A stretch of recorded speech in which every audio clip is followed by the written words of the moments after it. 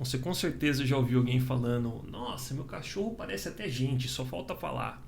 Ah, porque meu gato parece até gente. Ah, porque meu irmão parece até gente. Pensar sobre aquilo que os animais têm de parecido com a gente e aquilo que a gente pode aprender com eles foi o que inspirou o Reiken a criar o disco Fauna. Inclusive hoje eu tô bonitão aqui com a camisa mais parecida que eu encontrei com aquela que eles estão usando na turnê desse disco. Tem um visual incrível, eu queria muito ter uma camisa dessas, inclusive. Mas essa daqui já tá de bom tamanho, né? Se bem que aqui tá mais pra, mais pra flora do que fauna, mas tá valendo.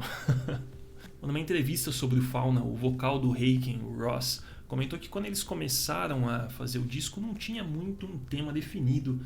Aquela coisa meio, pô, vamos fazendo aí, não esquenta a cabeça, depois a gente vê.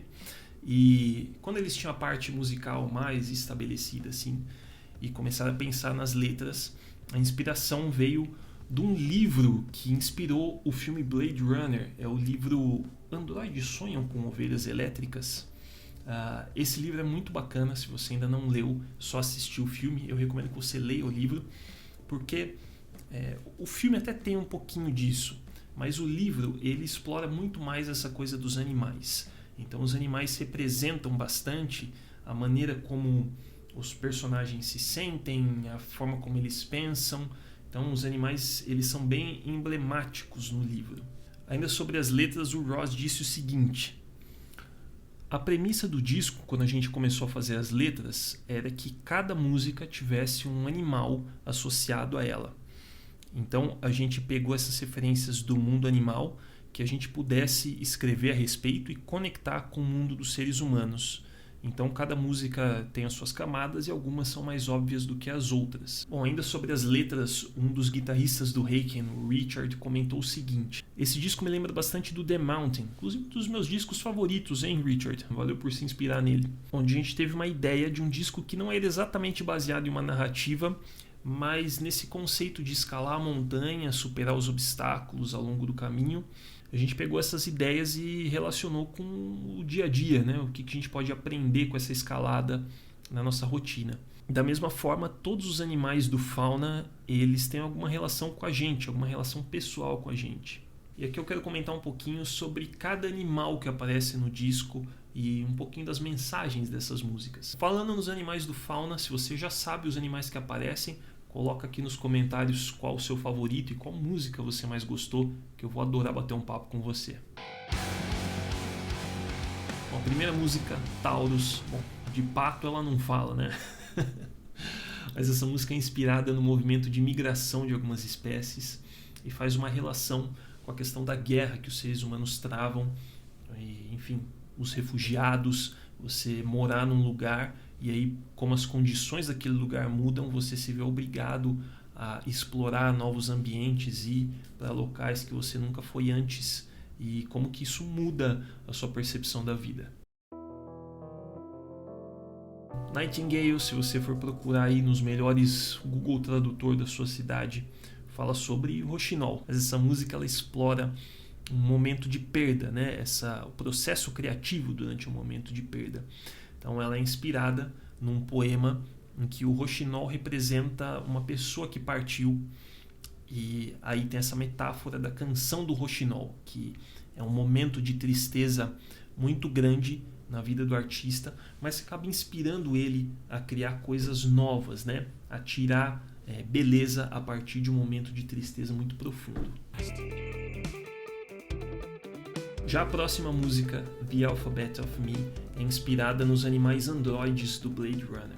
O que acontece? Um resuminho rápido para você. No Blade Runner, os animais de verdade são símbolo de status.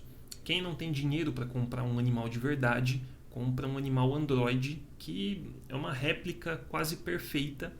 Só que se as pessoas descobrem que você tem um animal robô ao invés de um animal de verdade, isso é uma vergonha.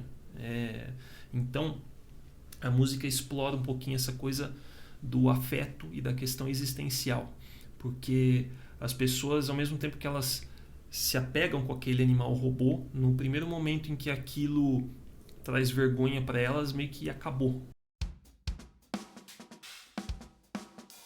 Na sequência a gente tem Sempiternal Beings, palavra meio esquisita, né? Sempiternal.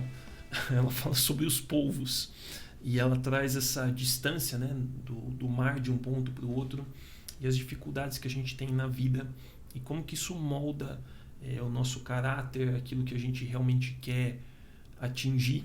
O mar é um ambiente bastante inóspito para você ficar indo de um lugar para o outro, né? Como diz o velho deitado, sempre tem um peixe maior. Então superar esses obstáculos e essas distâncias requer bastante coragem da gente. A próxima é uma das minhas favoritas desse disco, que é a Beneath the White Rainbow. Ela fala bastante sobre amor e mágoa relacionado aos relacionamentos, né? E é inspirada num filme japonês dos anos 60 chamado The Mad Fox. Na sequência a gente tem Island in the Clouds, que polêmica, né? Ela fala sobre dinossauros. Dinossauro é um animal? Eu não sei, mas no disco aqui é. Fala sobre o legado de quem viveu antes da gente e como essas lições de quem veio antes impacta as nossas vidas hoje, né? O legado dessas pessoas, como que afeta o nosso dia a dia. Depois a gente tem Love Bite, que é uma metáfora sobre a viúva negra, né? Bem óbvio assim o que essa música quer dizer, então. Mas, claro, né? Fala sobre relacionamentos egoístas e o que acontece depois que a gente consegue aquilo que a gente quer dos outros, né? Não só relacionamentos amorosos, mas de amizade, de trabalho, enfim. E a gente tem outra das minhas favoritas, que é Elephants Never Forget, que obviamente, né, de pato não fala. Não tem pato no disco, caramba. Mas fala sobre os elefantes, mas é uma imaginação curiosa. Como seria se os elefantes de hoje se encontrassem com os mamutes do passado, aqueles pré-históricos? Quais seriam as principais diferenças? Quais seriam as principais semelhanças? O que um ia achar do outro? Então, da mesma forma, é uma imaginação de como seria um encontro nosso com alguém de muito tempo atrás. O que essa pessoa pensaria sobre o nosso mundo de hoje? E se a gente pudesse ter uma noção perfeita de como era a vida dessa pessoa, o que a gente acharia do mundo dela?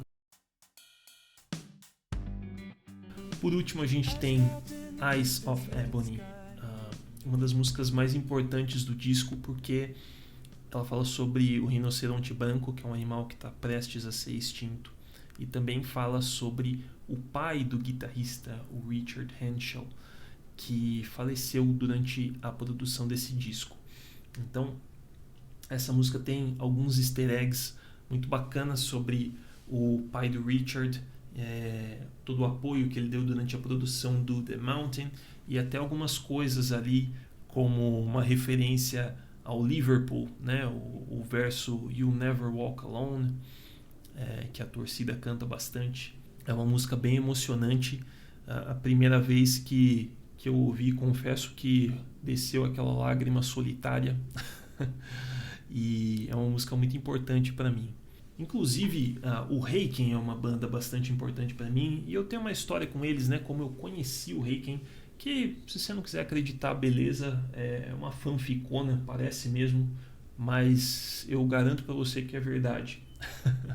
Muitos anos atrás, na época do MySpace, eu fiz um MySpace para uma banda que eu tinha na época, e o Haken seguiu esse MySpace.